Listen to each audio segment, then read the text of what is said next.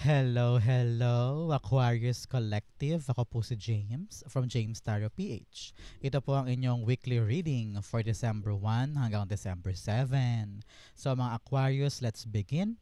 Inhale and exhale at the center of your reading. Your core energy, you have the Queen of Swords. Beautiful. In the area of what you need to focus on, meron po kayong Five of Cups. Lovely. In the area of what you need, you have the Two of Pentacles. Beautiful. In the area of what's affecting your current energy, you have the Seven of Swords. Interesting. In the area of your near future, you have the Seven of Wands. Wow. 7-7. Meron po kayong lucky energy this week. So, i-claim mo yan sa baba. I-claim akin ang lucky energy this time. So, i-claim mo yan sa baba. In the area of your challenge, you have the Justice card. In the area of your fortune, you have the Seven of Pentacles. Wow, 777. Really a lucky time for you. I-claim mo to. In the area of your divine messages, you have the Ten of Swords. Beautiful. At ang outcome nyo po for the week, ito po yun, Aquarius. Mamaya sabay-sabay po natin siyang bubuksan at the end. But first, bago natin to basahin, mga Aquarius, thank you po muna sa mga donations po ninyo. Saka po sa mga hindi nag-i-skip ng ads. Yan lang po yung tanging paraan para po supportahan nyo ko sa tuwing meron tayong special libreng reading for you. So thank you po.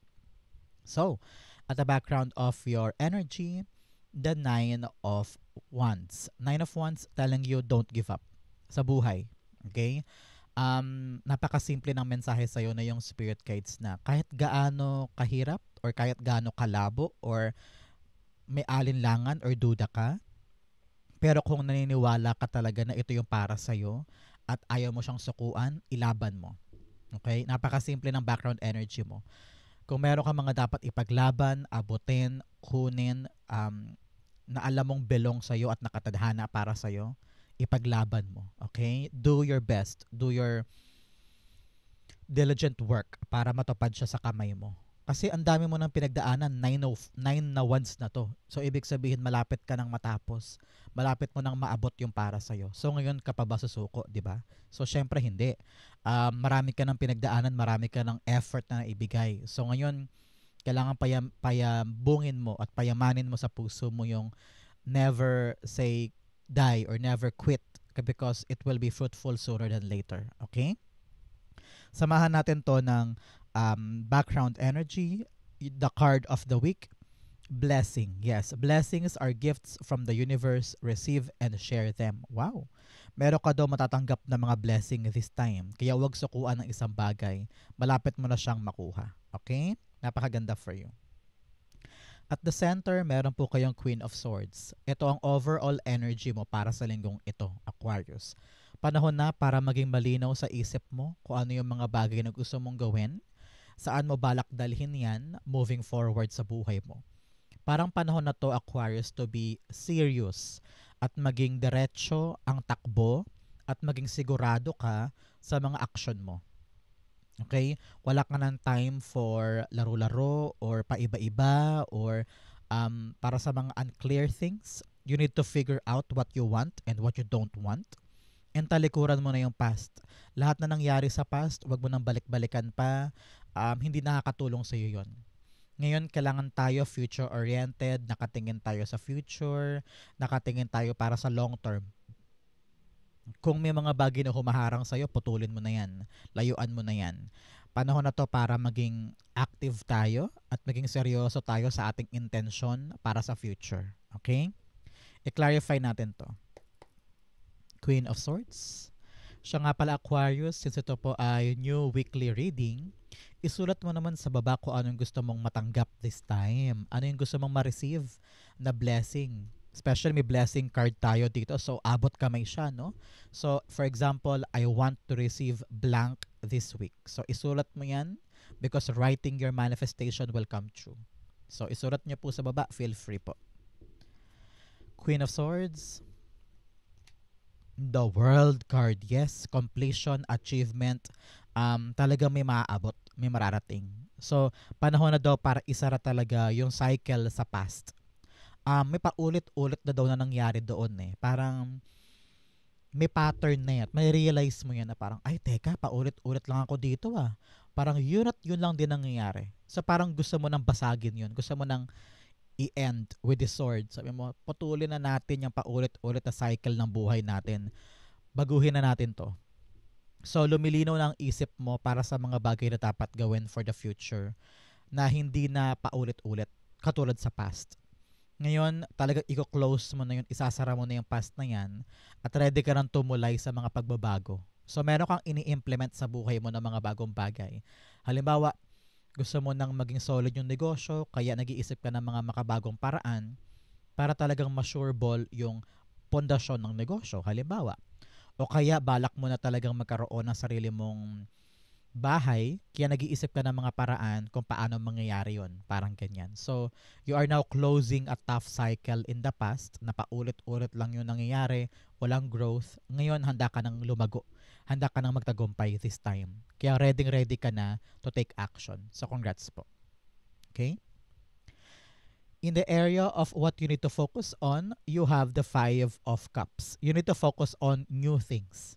Okay? Sabi ko nga kanina, kalimutan na yung past. Tingnan mo ikaw dito, ikaw to eh. Nakatingin ka pa rin o nangihinayang ka pa rin sa mga bagay na natapos na. Sabi mo, ano bang dapat kong gawin? Pwede ko pa bang tawagan? Pwede ko pa bang itama? No? Nag-replay pa sa isip mo ng paulit-ulit kung ano yung mga dapat ginawa mo sa hindi. So, payo sa'yo na yung spirit guides, tantanan mo na yan. Okay? Alam ko pagod ka na hirap ka na minsan, pero wag mong sukuan ang buhay mo kasi may bago pang darating. So, yung sinabi ko sa inyo kanina na don't give up, don't quit. Don't quit on your life. Don't quit on your dreams. Kung meron kang ginagawa ngayon na hindi umuubra, ibig sabihin hindi gano'n ang paraan. Makakahanap ka pa ng ibang paraan or ibang solusyon or ibang option para matupad yung pangarap mo pa rin. So, if something is not working, huwag mo nang balik-balikan pa yun. Move on na rin tayo. Harapin natin yung mga bagong bagay at maaring doon mag-ugat or doon magmula yung mga tagumpay para sa atin. Okay? Napaka-importante niyan. Narinig ko maging matapang ka na this time, Aquarius. Kasi may blessing, may mga bagong blessing na darating. Yun na lang isipin mo. Sabi na yung spirit guides, isipin mo na lang kung ano yung mga nawala, kung ano yung mga hindi mo nakuha, ibig sabihin, hindi siya nakatadhana sa'yo.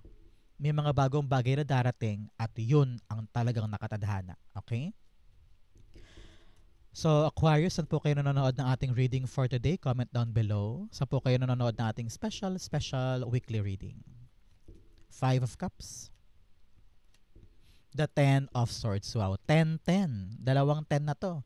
So, ibig sabihin ng 10-10, ending of a cycle. Especially, nirepresent din tayo kanina ni World Card. Talagang tinapos mo na yung cycle. You are now ready to move on. Ready ka na sa pagbabago. Ready ka nang bumangon. Yun ang 10-10. So, tinatapos mo na yung pagdurusa sa bigat. Ready ka nang gumawa ng mga bago. At maaring this time around ay talagang magtagumpay ka na. With the 10 of Swords confirming our 5 of Cups, sabi na yung spirit guides na kung mawala ka na sa bigat or sa pain na pasan-pasan mo, alam ko marami kang regrets. Marami ka ring mga rejections na talagang dinadamdam mo. Painful pa rin. I understand, naiintindihan kita, hindi kita ginajudge, at hindi rin kita minamadali. Gusto ko lang ipaunawa sa'yo na kung hindi ka babangon dyan at patuloy mong dadamhin yan, habang buhay ka na dyan. So, kung kailangan, ikaw mismo, Aquarius, ang magpapabangon sa'yo. Hindi ibang tao, hindi opportunity, hindi si kapatid, hindi si anak. Ikaw mismo.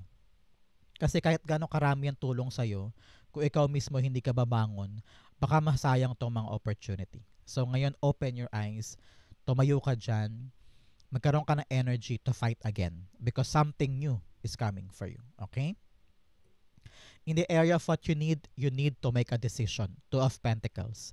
Hindi pwedeng playing safe ka or ayaw mo gumalaw dyan sa comfort zone mo. You need to decide. Pupunta ba ako dito? Gagawin ko ba to? Oo o hindi. Kailangan active ka ngayon.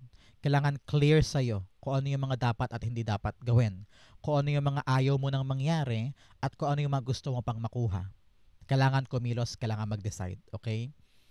Narinig ko dito na kung dati parati mong iniiwasan, parati mong ina-avoid yung issue, ayaw mong matouch, ayaw mong asikasuhin. Ngayon, tinatawag ka na ng spirit guides mo na asikasuhin na natin to. Kasi para sa future natin to. Pagod na hirap ka na. Pero hindi ibig sabihin bibitaw tayo. Kailangan makahanap tayo ng balanseng paraan para maabot ang pangarap natin na hindi natin sinasakripisyo yung katawan natin, yung pagod natin, yung peace of mind natin, no? Because there are ways and you need to find those ways, okay? Two of Pentacles, the Nine of Swords. Yes, hirap na hirap ka na. Dahil mo inaalala. Kaya sabi sa'yo na yung spirit guides, you need to balance things out. Kailangan mo na mag-decide para hindi na humaba pa itong mga stress sa isip mo. Kaya lalo siyang tumatagal kasi hindi mo pa siya hinaharap. Kaya dapat harapin na yan. Okay, Aquarius? You need to balance. Ano ba daw dapat yung mahalaga? Ito o ito? Ano ba dapat kong pahalagahan? So that alam ko kung ano yung dapat kong yakapin at yun ang paglaanan ko ng maraming effort para hindi ka na problema ng ganito kalaki. Okay? Nakita ko rin marami kang niyayakap na mga obligasyon o responsibility na hindi mo na kayang yakapin pa. Halimbawa, lahat ng bill sa bahay, ikaw sumasagot. May mga family members ka naman na may kaya na kaya na magbayad. So, ipasa mo na sa kanila yon para yung hawak-hawak mo, hindi ka na mabigatan. At mawala na lahat ng mga worries mo at stress mo. Okay, okay? Pakawalan ang dapat pakawalan para balanse ka. In the area of what's affecting your current energy, meron po kayong Seven of Swords. Sabi na yung spirit guides, tama na ang kakaiwas mo sa mga issue. Panahon na para harapin. Panahon na para maging matapang na alamin kung ano ba talaga ang kakahinatnan or dapat kong puntahan, ang saysay ng buhay ko, no? Parang ito na yung panahon na umupo tayo pare-pareho at pag-usapan na to. Wag nang umiwas, Aquarius. Face it so that you will know what to do.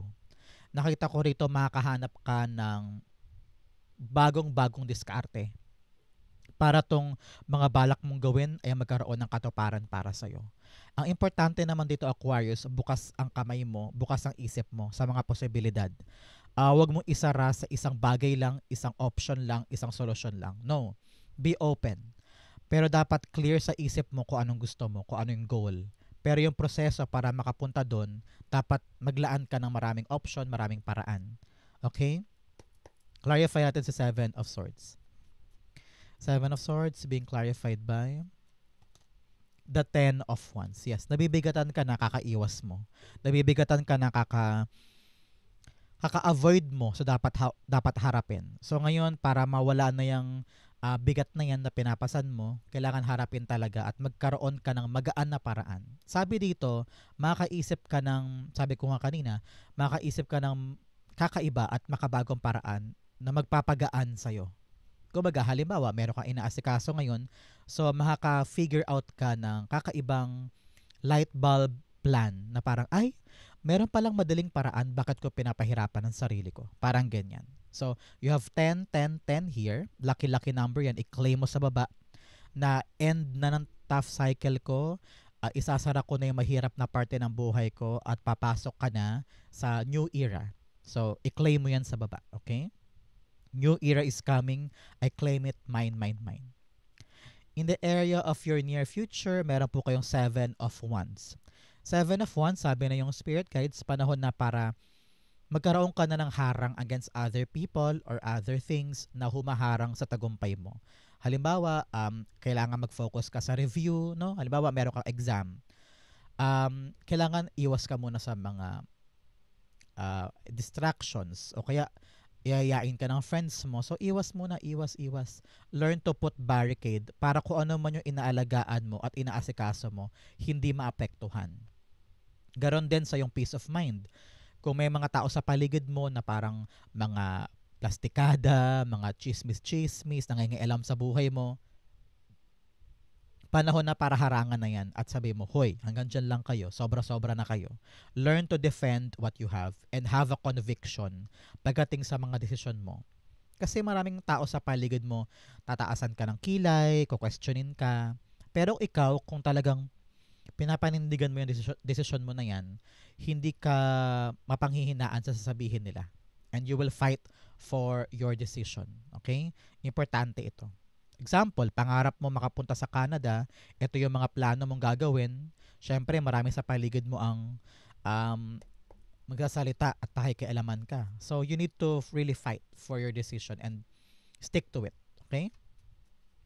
Seven of Wands, clarify natin.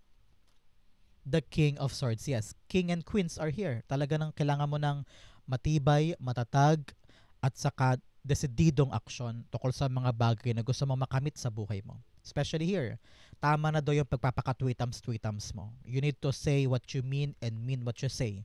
Kung ano yung ayaw mo, ayaw mo. Kung anong gusto mo, gusto mo. Ngayon ang panahon para maging strategic ka, Aquarius. Maghanap ka ng mga tamang paraan, tamang diskarte, para yung pinapangalagaan mo ay mapahaba mo sa buhay mo at makip mo yan sa life mo. Ngayon, kung maraming mga tao sa buhay mo ang kine-question ka, pinapadown ka, minamaliit ka, you need to fight, okay? Ipaglaban mo to. I don't know why, nakita ko talaga magsasalita ka. Parang hindi ka napapayag na ganyan-ganyanin ka lang or maliitin ka. Parang ikaw mismo, you will fight for it. You will say na kung ano yung nilalaman ng puso mo at hindi ka papayag na hindi mo to makuha. Parang ganon. So, nandito ka sa era mo ng palaban na palaban ka, Aquarius. And hindi mo hahayaan na mawala itong mga binibuild mo for you. Okay? Good for you. Good for you. Congrats po. In your challenge, you have heal through art. Kung medyo nahihirapan ka at may mga pinanggalingan ka masakit, mahirap, with a 5 of Cups and 10 of Swords, mga pinagbaksakan mo or heartbreak, rejections, disappointments, i-channel mo daw sa ibang outlet yung mga negative na naramdaman mo. Halimbawa, kumanta ka, zumba, sayaw, painting, o kaya magkumpuni ka ng kotse, o kaya makeup, no? Kung saan doon mo nalilipat yung attention mo para hindi mo laging damhin yung pain, yung negativity. Okay? Now, the message of lack of awareness. Kailangan daw aware ka sa paligid mo. Alam mo kung anong gusto mo at ayaw mo. Clear sa isip mo yung pupuntahan mo. Kailangan aware ka dyan para hindi ka magsayang ng oras at para hindi ka nalilito sa kung anong dapat gawin. Okay? In your challenge for the week, you have the Justice card. Sabi na yung spirit guides, wag na wag kang kikilos ng hindi pinag-isipan. Okay? Baka kasi mag-jump ka into conclusion. Bigyan kita example. Halimbawa sa palengke, kakatabi kayo, meron kang pwesto mo ng isdaan, may pwesto rin siya ng isdaan. Tapos sabi sa'yo ng kumare mo, huy Aquarius, sabi nung isang tendera sa kabilang dulo, ano daw pinipeke mo daw timbangan mo. Kasi ikaw naman sumugod ka na lang bigla na hindi mo na inaalam na totoo ba yan? Totoo ba yan narinig mo? Ako ba talaga? Baka mamaya chismis lang yan, walang basihan. So, parang ganun. Huwag kang bigla-bigla kikilos na hindi mo muna kino-confirm kung legit ba yung impormasyon. Parang ganyan. So, don't jump into conclusion. Alamin mo muna yung truth. Pag-aralan mo muna bago ka humakbang. Okay? Napaka-importante niyan. Clarify natin to. Justice cards being clarified by the King of Cups. Yes, King of Cups. Kalamayin mo muna ang puso mo. No? Have a matured emotions. Kumbaga, wag mo hayaang emosyon mo ang magdikta ng mga aksyon mo. Napaka-importante nito this week, Aquarius. Makinig kang mabuti. Baka magkaroon ka ng mga triggering emotions. Halimbawa, ganun nga na may marinig ka lang na impormasyon na mali, bigla-bigla ka naman sumabog at manugod at makapagsalita ng hindi mo minimin. So baka makaapekto yan, makasira sa yung diskarte this week. So make sure, alamin muna ang totoo. Pag-isipan muna bawat aksyon, bawat hakbang, bawat sasabihin. And then, control your emotions. Maging emotionally matured ka this time. Huwag mong hayaang emosyon mo ang magpapaandar sa buhay mo. Kasi baka mamaya masira ang diskarte. Okay? Fortune mo, you have taking shelter, the answers are within. So, makukuha mo daw ang mga sagot sa mga bagay na hinahangad mo or hinahanap mo. Lahat ng mga takot, duda, stress, anxiety, overthinking, the answers will come, mawawala na yan. Okay? Another message, stepping into power, you are strong beyond measure. Yes, malakas ka, magaling ka, masipag ka, hindi ka sumusuko, palaban ka. Kumapit ka dyan, wag mong hayaang nakalubog ka lagi sa kumunoy at dinadamdam mo yung pain. Lahi kang babangon, susugod, lalaban. Kasi may blessing na naghihintay sa'yo. Okay? Especially here. In your fortune, you have the Seven of Pentacles. Nakita ko rito magbubunga na yung hinihintay mo. You've been waiting for so long, Aquarius. Hintay ka ng hintay sa tawag, sa text, sa resulta, sa development. Marami kang hinihintay eh. Pero now, magbubunga na ito. Darating na ang sagot. Darating na ang pinagsumikapan mo at hinintay mo ng matagal na panahon. So congrats po. Everything na is working in your favor. Halimbawa, bigla-bigla tatawag na, bigla-bigla may resulta na daw, bigla-bigla ikaw ang nabigyan ng loan, bigla-bigla yung hinihintay mo na papeles, ang tagal-tagal, biglang na-approve, no? So, kung ano yung hinihintay mo na blessing, Aquarius, darating na yan. So, congrats po. Seven of Pentacles. The Sun card. Wow! This will be a happy, happy week para sa'yo. Sinabi na ni Sun card, magiging masaya ka talaga. Kung ano yung hinihintay mo, darating na at walang pagsidlan yung happiness sa'yo kasi nakuha mo na siya. So, congrats, congrats. Lahat ng alinlangan mo, takot mo, pangamba mo na darating ba yun? Makukuha ko ba yun? Meron pa ba akong mahihita? Meron pa ba akong aasahan? Lahat ng question marks mo malulusaw kasi maliliwanagan ka na sa pagdating ng mga hinihintay. So, congrats, congrats sa inyo, Aquarius. I-like mo na to, i-claim mo na to, na ang hinihintay ko ay darating na sa akin. I claim, I claim, I claim. I-like mo rin tong video na to para makuha mo siya. In your divine messages, you have your dreams need a practical plan. Yung mga plano daw, yung mga action mo this time, kailangan talaga ay pinag-isipan, practical lang action, practical lang hakbang. Okay? Hindi pwedeng bara-bara lang. Balance spirituality with practicality. Napakasimple. Ibig sabihin yan, nasa Diyos ang awa, nasa tao ang gawa. So, hindi mo pwedeng asahan lang ang pagdarasal, kailangan kumikilos ka din. Hindi pwedeng puro kilos lang at walang dasal. Kailangan parehong meron ka niyan. Okay? In your divine messages, yes, you have the Ten of Swords. Ito'y rurok na ng pain mo. Wala nang hihigat pa dito. Sa panahon na daw para bumangon, Aquarius. Kung ikaw ay nadapa, na-reject, na-disappoint, nasaktan, huwag kang manatili sa pain na ito. May pag-asa ka pa. Tingnan mo yung kamay niya. Yan ay simbolo ng pag-asa. Yan ay simbolo ng hope na may darating pang bagong blessing sa'yo. Kaya bumangon ka dyan. Kung natanggal ka sa trabaho, ibig sabihin merong bagong darating. Kung medyo may nangyaring hindi maganda sa pinagkakakitaan mo, huwag kang mag-alala. Iikot pa yan at magkakaroon pa ng magandang bunga. Huwag kang makontentong nakalubog ka dito. Okay? Magabago pa kapalaran natin. Okay? Ten of Swords, clarify natin to. Ten of Swords. The Knight of Swords. Yes, bangon-bangon. Huwag mo sayangin ang oras, huwag mo sayangin ang pagkakataon. Umiikot ang mundo para tayo ay manatili sa pain na to. You need to rise up and fight for our right, fight for ourselves. And definitely fight for our future. Ibangon mo yung sarili mo. Energy, gamitin mo yung energy mo na yan to fight more and to sugod sa mga balak mong gawin. Pick up the momentum. Pick up that energy and sumugod tayo. Okay? Outcome mo yan, but first bigyan mo na kita ng fortune cards. Unang-una, you have vulture, depression, anxiety, worry that someone is against you. Yes, marami kang mga iniisip na bigat, pagkalugmok, anxiety. Kailangan baguhin yan, no? Ikaw ang magbibigay sa sarili mo na tagumpay mo. Kaya dapat lagi tayong babangon. Kahit vacation, meron daw sa inyo, kung gusto mo magbakasyon this time, go push.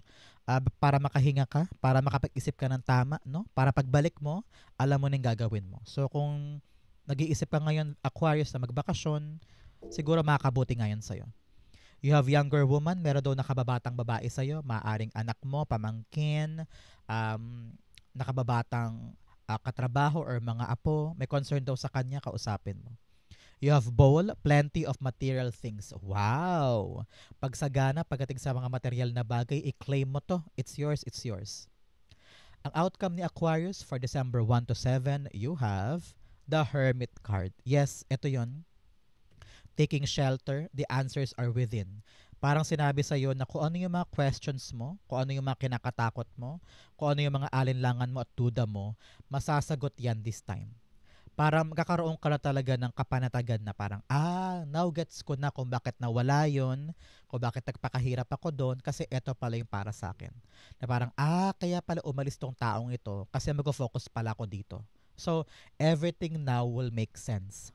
Kung dati parang litong-lito ka, gulong-gulo ka, pero darating nga sa yung kaliwanagan na ito pala yung para sa akin, ito yung gusto ko, ito yung tutulayan ko, so marirealize mo na kung ano yung saysay nun at kung para saan. So congrats po.